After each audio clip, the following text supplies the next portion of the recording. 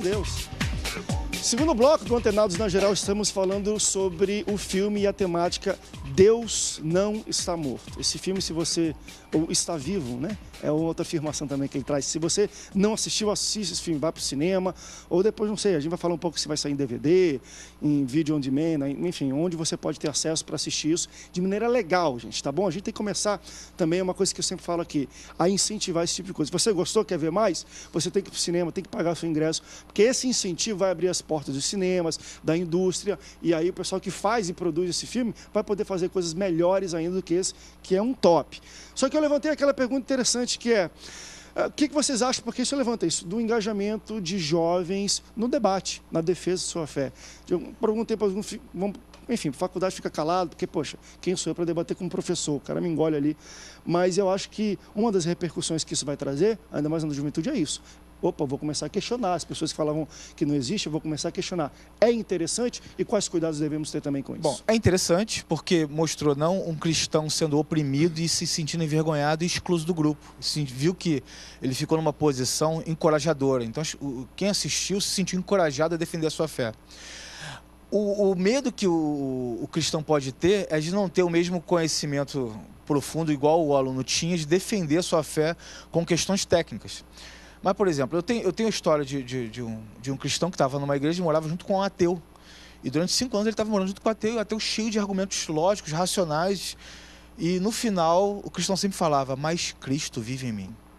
Então, passados 3 anos, o ateu se converteu. Porque, em relação a isso, o testemunho de vida dele refletia a face de Cristo. Porque o ateu ou o não cristão, ele não lê a Bíblia, ele lê você. Então, quando ele faltava o argumento, ele só falava assim, olha, mas Cristo vive em mim. E nisso foi o suficiente. Não teve conhecimento teológico. E olha, abro alguns parênteses. Eu já escrevi uma vez que eu acredito que muitos teólogos vão estar no inferno em relação a isso, porque eles ficam debatendo impasses e falhas em sermões e etc. E estão esquecendo de cumprir o seu id, entendeu? E esse aí, sem nenhuma teologia, mas com testemunho vivo, ele foi lá e defendeu a sua fé. E salvou lá, e fez com que o colega de quarto dele lá conhecesse o Cristo que ele serve, entendeu? Foi o suficiente. Eu concordo com o que o Rafael fala. Mas, por um outro lado também, a questão é a seguinte, a gente estava conversando aqui no intervalo sobre defender Deus. Na verdade, o que a gente faz não é defender Deus, porque Deus não precisa de defesa. E vamos deixar claro, porque teve muita gente em rede social, quer ser advogado de Deus? Não se trata disso a temática do filme, não tem nada a ver. O Criador do Universo, ele não precisa de advogado. Não precisa. Na verdade, ele é o nosso advogado, é ele que nos defende. Exatamente. O que nós defendemos é a nossa fé, e o que a gente defende é o não absurdo da fé. Porque quando alguém chega com esse tipo de argumentação, geralmente é tentando te ridicularizar e tentando te colocar numa posição inferior a dele, né? Eu acho, é um bullying intelectual. Extremamente interessante. Agora, o que a gente faz é o seguinte, é se posicionar. E aí a gente precisa entender também 2 coisas. Quando eu estou no embate, e aí principalmente no meio acadêmico, na academia, eu preciso falar a linguagem da academia. Perfeito. Então, assim, uma coisa é você discutir no barzinho, outra coisa é você discutir no nível universitário. Então, nesse sentido, eu preciso, além de ter a vida refletindo aquilo que eu falo, aquilo que eu acredito, porque realmente, se o meu discurso não vem acompanhado com a minha ação, meu discurso não vale nada. Mas, além de ter essa vida, eu preciso ter um discurso afiado também. Eu preciso ter argumentação boa. E assim, não é também tanta coisa assim. Porque, na verdade, o que eu quero do outro é o respeito só. Porque numa argumentação dessa, a gente não adianta se iludir que eu vou convencer um ateu num embate que ele está errado e eu estou certo. No máximo, o que eu posso tentar alcançar é que ele respeite aquilo que eu acredito. E que eu acreditar não é nenhum absurdo. E também que eu o respeite naquilo que ele acredita. Porque, no final das contas, André, quando a gente vai... E a gente, na teologia, a gente argumenta muito com as outras áreas da ciência. No final das contas, é tudo uma questão de fé. Era isso que eu ia falar. Acreditar ou não acreditar é uma questão de fé. Para acreditar em Deus, você tem que ter fé. Para não acreditar em Deus, você também tem que ter muita fé. Então, no final das contas, eu preciso respeitá-lo e ele precisa me respeitar, porque a gente só escolheu acreditar em coisas diferentes. Há momento certo para cada coisa, né? Eu me lembro uma vez que eu estava voltando de Singapura, do treinamento do Haggai, e a gente veio pela África do Sul, tinham 2 missionárias no avião. E tinha um camarada que disse que era desviado do evangelho, começou a conversar com a gente, só que daqui a pouco ele começou a beber e começou a ficar inconveniente. E aí ele, puxando conversa, ele começou a falar assim, não, mas eu não acredito em Deus. E aí a missionária falou assim, não, tudo bem, a gente... Amém. Aí ele começou a falar, Isso, né? ele começou, não, mas eu não acredito em Deus. Ela falou assim, não, tudo bem. Que é o Porque debate, ele estava né? querendo provocar a gente, mas a gente achou que não era necessário, não era conveniente. Na verdade, Deus nos chamou para sermos suas testemunhas. E realmente o que a gente defende é a nossa fé, é aquilo que a gente acredita, são as nossas convicções. A gente vê na Bíblia que aqueles camaradas, Sadraque, Mesaque e Abednego, eram 3 jovens e, de repente, eles foram chamados para tomar uma atitude contra a sua fé, que era se dobrar diante da imagem de Nabucodonosor. Eles disseram, não vou me ajoelhar. A gente vê que aquele camarada, o Mardoqueu, o tio de Esther, o primo de Esther, que cuidava dela, tinha um Amã que tinha a ordem do rei, que era para todo mundo se dobrar diante dele, e ele falou assim, eu não vou me dobrar. Então era a convicção pessoal dele, ele não estava defendendo Deus, ele estava defendendo aquilo que ele acreditava, aquilo que ele cria. E nós percebemos que quando nós temos essa atitude de fé, normalmente Deus honra essa nossa fé, Deus nos capacita, Deus nos dá sabedoria. Se a gente tem essa convicção realmente, alguém já disse que uma pessoa com convicção é a maioria. Mas sabe o que eu acho interessante e também refleti muito nisso, Igor, no filme, é que às vezes o que incomoda mais as pessoas sobre a questão da existência de Deus não é a existência, é que tem gente que acredita que ele existe. Tá entendendo? Às vezes fala, mas você não tem argumentos ou explicações práticas para acreditar nele, mas você continua acreditando. Isso corrói as pessoas que não acreditam em Deus. Eu vi uma pregação de um pastor que ele estava falando de, né, na época da guarda pretoriana, muito tempo atrás, onde tinha uma mulher que era o Felipe Heinrich pregando sobre isso, onde, foram pegos os cristãos e começaram a dar chicotada e botavam nos leões, dentro do Coliseu Romano, para poder, durante a festa de inauguração, que demorou muito tempo. Nunca me fez mal como algum. eu vou negar aquela pessoa que nunca me fez mal? Foi interessante que as pessoas que mataram, os guardas que mataram ela, depois um a um, a história conta, aceitaram Jesus.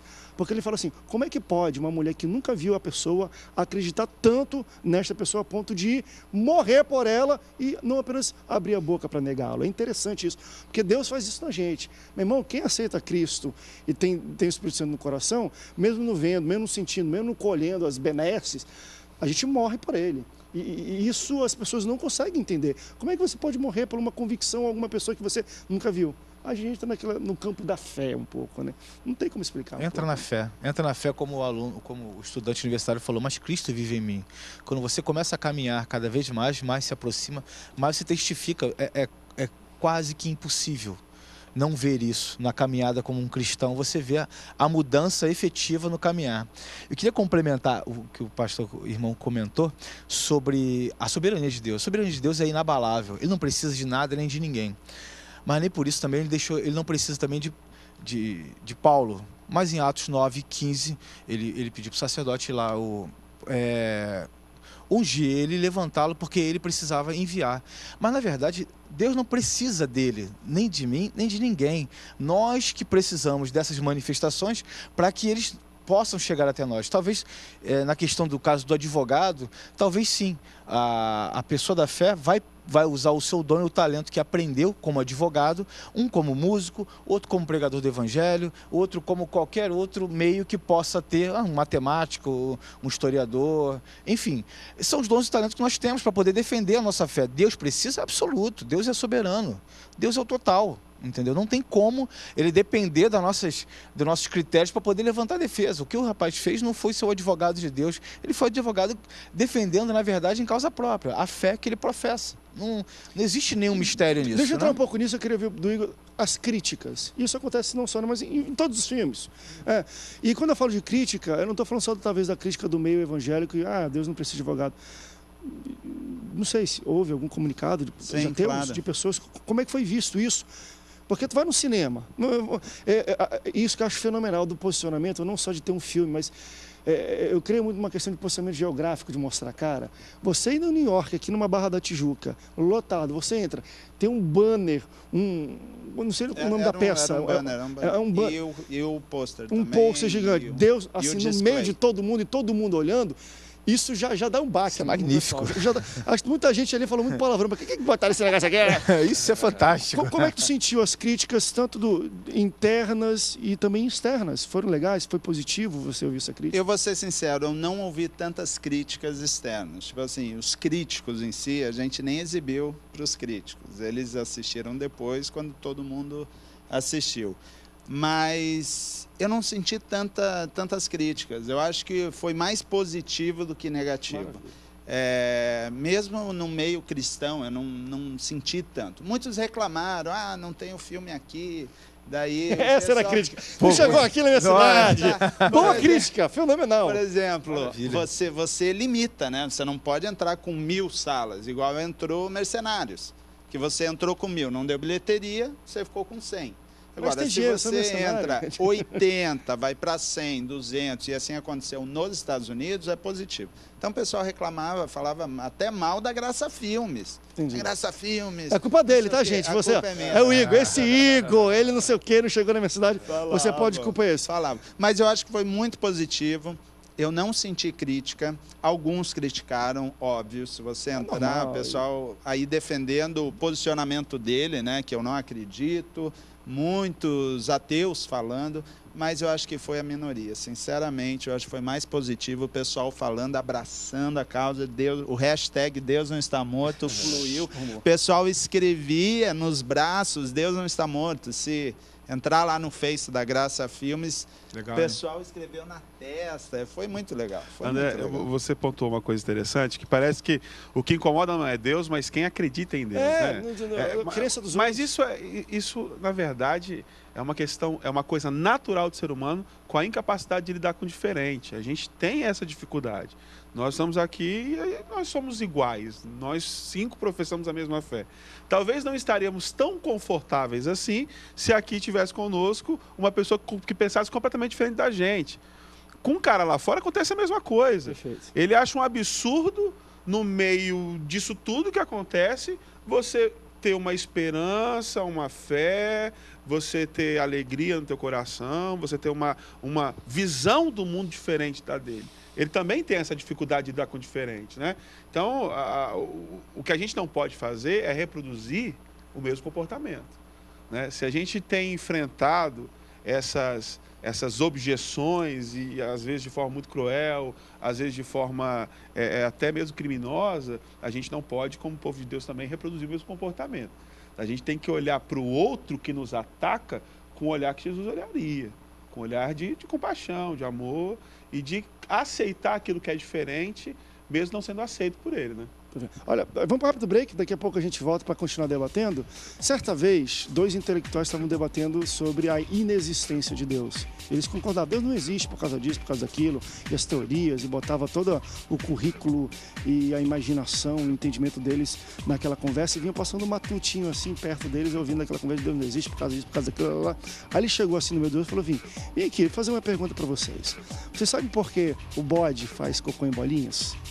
Aí eles, não. Pois é, vocês não entendem nem de cocô de bode, vai querer entender da existência de Deus. Foi o meu avô do mato falou essa, André, tem coisa das vezes que é mistério mesmo. Vamos para um rápido break, daqui a pouco a gente volta. Eu vou querer debater sobre uma coisa muito interessante, que eu acho que deve se criar essa cultura, talvez iniciou no primeiro projeto. Qual foi aquele filme antes desse? 3 histórias. 3 histórias, o destino começou. Eu acho que esse aumentou um pouco essa repercussão, que é o seguinte, Igreja de Cristo, não vou falar nem a de Cristo no Brasil e na Terra. Vamos usar essas ferramentas e a oportunidade que a gente tem para evangelizar. Conheço pastores que, ao invés de ficar em Facebook falando mal, que não sei o que, juntaram a igreja, convidaram ou compraram salas e deram. Foi na fila, às vezes, no dia. Vou ver aqui, tá vendo filme, pega isso aqui, vem ver de graça para evangelizar. Quando acabou aquilo, fizeram um apelo dentro de sala de cinema. Fantástico, uma coisa para assim, sair da igreja. Vamos falar um pouco sobre essas oportunidades, como a igreja hoje pode usar ferramentas como essa para falar de Cristo e para ganhar pessoas para o reino. Vamos para um rápido break, daqui a pouco a gente volta, não sai daí, Antenados volta já já.